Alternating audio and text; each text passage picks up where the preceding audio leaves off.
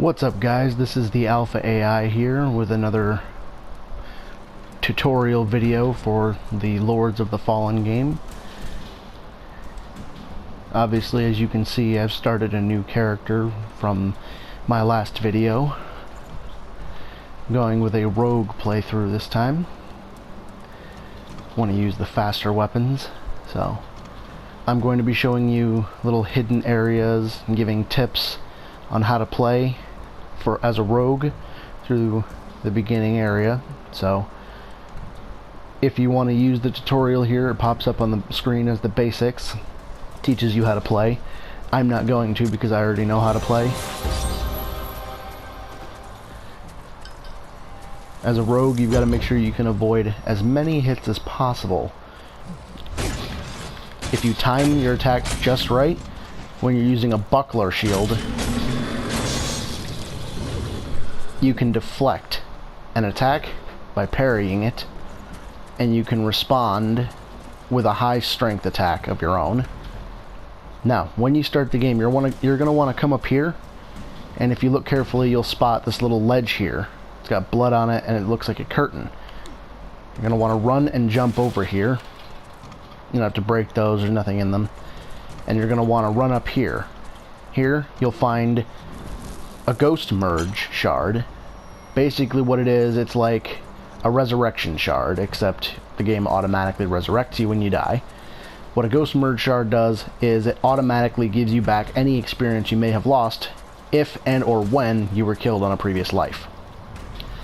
So say you decided to go balls out and you were running around stocking up experience without using checkpoints, and then you accidentally bite off more than you can chew, you get killed, you lose all that experience you worked so hard for. You got a ghost merge shard, you drink the potion you make out of it, automatically gets you back all your experience. And you're going to want to come over here, and there's an audio note here. These things keep coming. We fight You can back. listen to it if you want. There are too many of them. It's sickening to see them move. Their limbs twist and turn in ways they're not supposed to. Their smell. It's like fire, death creeping up your nose. One of the creatures we were fighting spat on us. The saliva hit my eye. It burned. It burns deeper into me.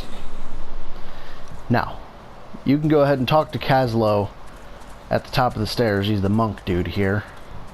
Feel free to talk to him. He just tells you that this door here is locked. There's not much you can do about it at the moment. Now, since I have the DLC packs, I start with 3 additional weapons: the Marger daggers, the Ehir sword, and the Thek hammer, each of which has its own special ability. I'm going to go ahead and use the daggers. And I also start with 2 free attribute point shards and a spell point shard, which I'm going to go ahead and use now. I'm going to go over here and I'm going to activate my first spell, the prayer spell. Personally, if you do get the DLC packs and you start off with these attribute point shards, do not use them immediately. Stock up as much experience you can before the first boss fight, which is very soon, I'll add in, and then use them after you spend it. That way you get the most out of your starter experience. But anyway, back to the topic at hand. To get through that door, you're going to want to go through here. There's going to be quite a few enemies down here. This one you can avoid. If you walk slowly, you can go right past him. Me, however, I'm going to kill him because I like to gather the experience. Feel free to land combos, do whatever you need to do. Just try not to get hit, because if you're playing as a rogue like me, every hit can be your last. Now, there's going to be another guy around this corner here. This one you can't get past without attacking him or killing him.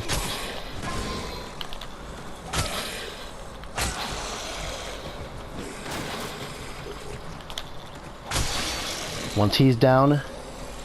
Oh, you dropped my first drop. If you're playing as a rogue with the stealth magic like I am, you'll have really high luck at the start, so drops will occur more often. Now here, it's going to give you another tutorial. It is possible to change your focus after locking onto an enemy by pressing R3. So R3 for PlayStation is locking on. If you flick the left or the right stick, left or right, when there's more than one enemy, you'll switch between them. Now, you're going to want to walk past these guys. This is where the first secret of this area comes in. Well, second, not counting the ghost shard. If you head over here, you'll see that these bookshelves are partially blocking a partially closed door. You can roll through them, and you'll roll under here, and you'll see a chest. This is a very important chest to open early on. Don't wait till later to get this. Come in here, pick it up, and it'll give you an empty bottle. I know an empty bottle seems like it's absolutely nothing. First few times I played this game, I got empty bottles and I was pissed. But then I learned the more empty bottles you get, the more potions you can have. So right now, I can have 7 potions.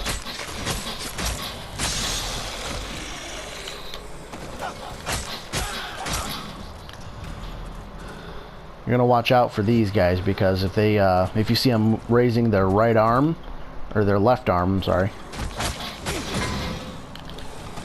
they'll grab you and they'll start chewing on your neck, and it does a lot of damage. So you're gonna want to avoid that. If you take too much damage, feel free to use a potion. You can restock them at Kaslo at any time. He'll refill all of them. Now, teaches you how to be stealthy here. It basically tells you sneak up on your enemies if possible. If you walk up really close behind your enemy, this is not just a rogue ability. If you walk up behind an enemy like this, doesn't have to be these guys, can be any of the bigger guys to a certain extent. If you press R1 or left click if you're on PC, whatever your attack button is, you'll attack the enemy depending on your weapon, and you'll perform an execution, which 9 times out of 10 will kill them. And it is changing me. My skull. The bones are moving, growing. It does not feel like poison in my veins. Now there's another guy here. Liquid darkness. We have seen with others what happens next. Eyesight goes first. Then follows sanity. Brother William, Brother Peter and I won't let the disease take us. We will choose death before it chooses us. Yeah, the audio notes can be depressing in this game, so don't worry. Plenty of that. Yeah, make sure you roll through all the destructibles in this area, because a lot of them drop items, like an energy shard. There's another audio note here. You're going to want to kill him before you pick it up, though.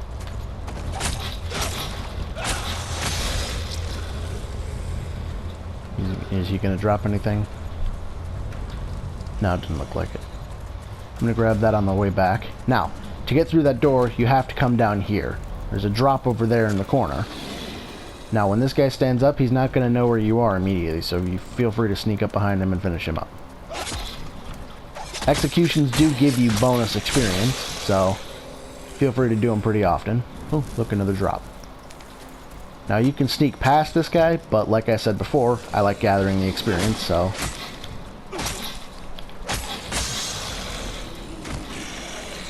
And as you can see in the bottom right, whenever I get a kill, the more kills you get in a row, the higher your experience modifier stacks. Eventually, you'll start earning double experience. And now, if you roll into the barrels here, you'll get a magic energy shard, which is it's a blue potion. You can go in here and you can favorite it. Basically what it does is it triples your magic energy regeneration. You're going to want to favorite the Ghost Merge shard too, so you can go in and use them later. Now, you can't get in here yet. I wouldn't recommend coming in here until way later on in the game, because there's a lot of high-level enemies in there. There is a way you can get in there now. I'll show it to you guys in another video. But for now, we're just going to keep going through this area. Doesn't look like there's anything left here. I'm going to roll into these just to make sure. I can't really remember. No, guess not. No. You're going to want to head back up this way. Feel free to grab the audio note. Yes, Father. The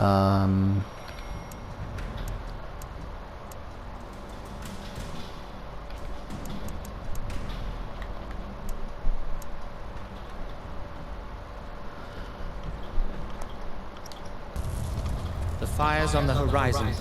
They are spreading towards our village. I beg you, be careful. Something evil is happening. I can feel that. You can always seek refuge here, in the monastery. Whatever happens, Antanas can save us. Please, please, be safe. Now, if you guys noticed already, I'm not sure if you did or not, but I try not to talk during the audio notes because I like listening to them personally, and I'm pretty sure that if you want to play the game, you're going to hear them yourself, but I don't talk through them so you guys can listen to them here, so you know what you'll be missing in case you don't listen to them. But here, you're going to see a black crystal giving off this dark aura. It's called a Rift Shard. Basically what they do, you unlock one, possibly two, after each boss fight.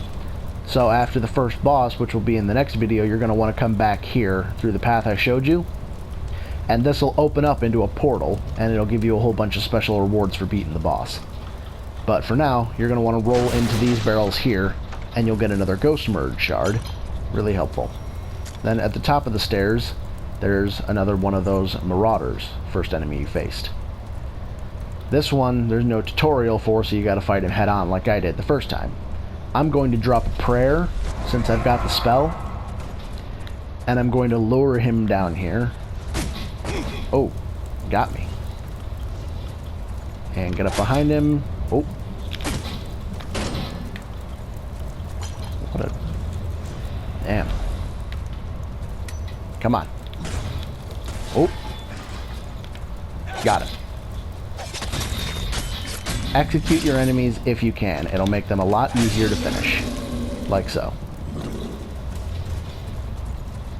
Now, to avoid him, you can head back the other direction, but if you want to get all the items in this area, you're going to need to come up here and get this. Another free energy shard. Now that you got the big key from downstairs, you're going to want to talk to Kaslo. Since I used 2 potions, I'm going to have him refill mine, so I'll show you how to do that in a second.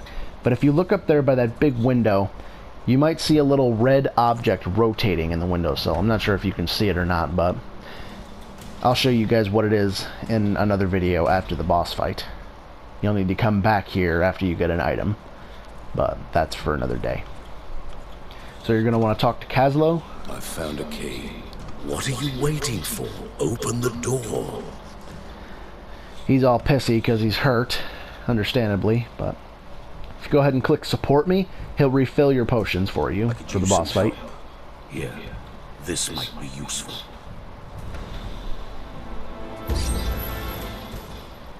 And then through here, you'll fight your first boss. Seems like it's really early on, but there's a lot of games doing that nowadays, so I hope you found this tutorial useful and or helpful. And I will see you guys next time.